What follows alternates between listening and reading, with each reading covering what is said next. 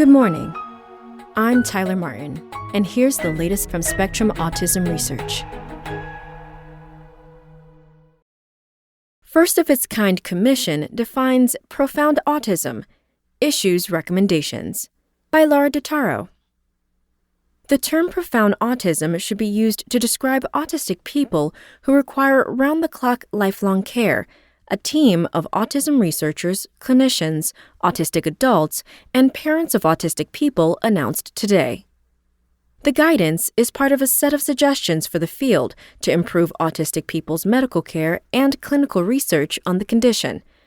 Other recommendations include a shift toward personalized medicine, adapting services for low and middle-income countries, and prioritizing funding for research projects that can immediately enhance the lives of autistic people.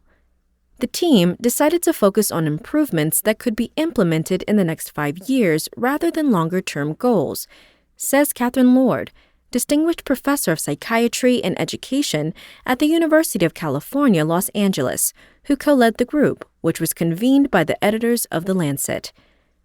That meant turning away from basic science research, such as identifying biomarkers or developing treatments that are gene-specific. The question is not, should we stop doing that? Which absolutely we should not stop doing that, Lord says. It's, what do we do in the meantime? The Lancet Commission on Autism also decided to make recommendations that could be adapted in any country, regardless of resource level, members of the commission say. The group of 32 representatives from 10 countries first met at the 2019 International Society for Autism Research annual meeting in Montreal, Canada, followed by gatherings at the University of California, Los Angeles in late 2019 and at the journal's London office in February 2020, just before the start of the pandemic. 2 members of the commission, Paul Wong and Alison Holbrook, are employed by the Simons Foundation, Spectrum's parent organization. The report, to be launched at a virtual event on Tuesday, serves as an important reference for autism researchers, says Sven Bult, professor of child and adolescent psychiatric science at the Karolinska Institutet in Stockholm, Sweden, who was not part of the commission.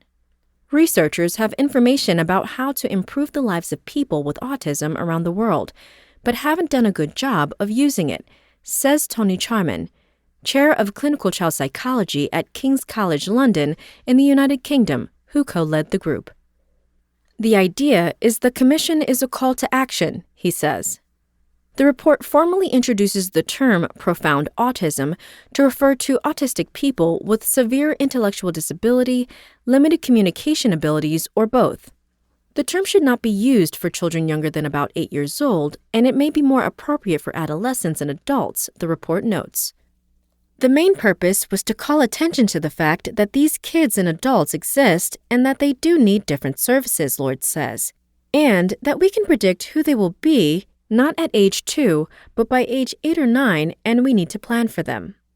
Profound autism may comprise anywhere from 18 to 48% of autistic people, according to the Commission's analysis of 3 datasets: the Norwegian Mother, Father, and Child cohort, the UK-based Special Needs and Autism Project, and the US-based Early Diagnosis Study. In the US group, 15 of the 18 adolescents who fit the criteria for profound autism at age 12 still did at age 23. 9 lived in residential homes, and 6 lived at home with high levels of support. This term is a welcome introduction, says Bult, who has worked to define autism functioning categories for the World Health Organization's International Classification of Functioning, Disability, and Health. It should also help researchers clarify who is participating in their studies, he says. Autism is a huge spectrum, and you can have people with very, very high clinical demands and services, Bolte says. They need very comprehensive clinical attention. But the designation conflicts with emphasis elsewhere in the report on providing personalized care, says Kelly Israel, a policy analyst at the Autistic Self-Advocacy Network, who is not involved with the commission. The term seems like it's trying to put people in a box, Israel says. They're essentially undermining their own point. To improve care, each country also needs, at a minimum, to track the prevalence of autism in its population and to provide services that take into consideration people's strengths and weaknesses, co-occurring conditions, and trait severity. Only when you know how many people have a particular condition can you put in place within your systems things that will cater to those individuals' different needs, Charman says. To that end, more research is needed on how much therapy is effective, at what age, and for whom, the Commission notes. Those questions, despite the amount of activity in trial intervention research over the past 20 years, have not been answered well enough, Charman says. Researchers should move on from basic case control intervention studies, the report says, and instead test the relative effectiveness of different types, durations, and intensities of interventions. Randomized trials need to include long-term follow-up. Nations should collaborate to build studies that have the scale to account for individual variation among autistic people, and trials and outcome measures should be designed in collaboration with autistic people and their caregivers.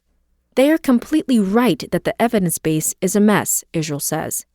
There needs to be more research on which services and supports work best for which autistic people. There desperately needs to be that.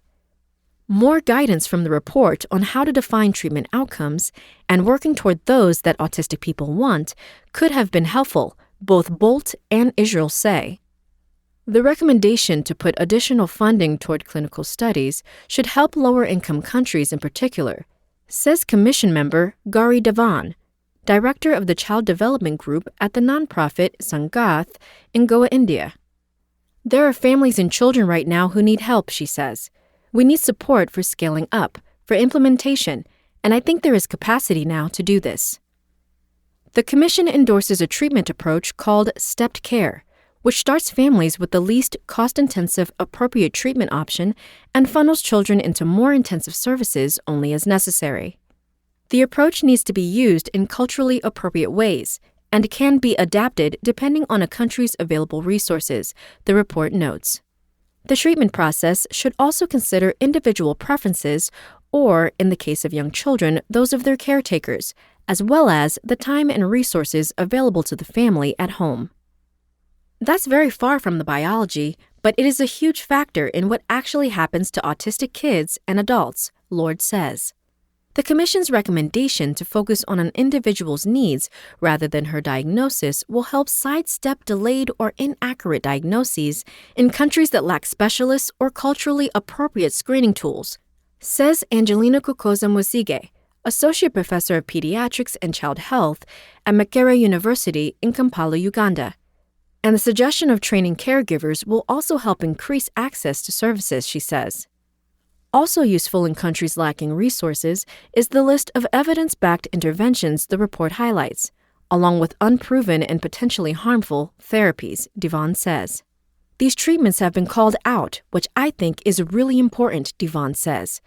At least now, one can very clearly say, when a parent comes to you or a family comes to you, look, the Commission says this is harmful. Lancet commissions are generally not reconvened, but Charman says he hopes the report will draw attention to the need to allow individuals to make informed choices about their care and create an environment where more of those choices are available for them. You don't get Lancet commissions coming along every year, Charman says. It's an opportunity that we want to make the most of. That's all for today. Check back on Wednesday for more content from Spectrum Autism Research, or go to spectrumnews.org.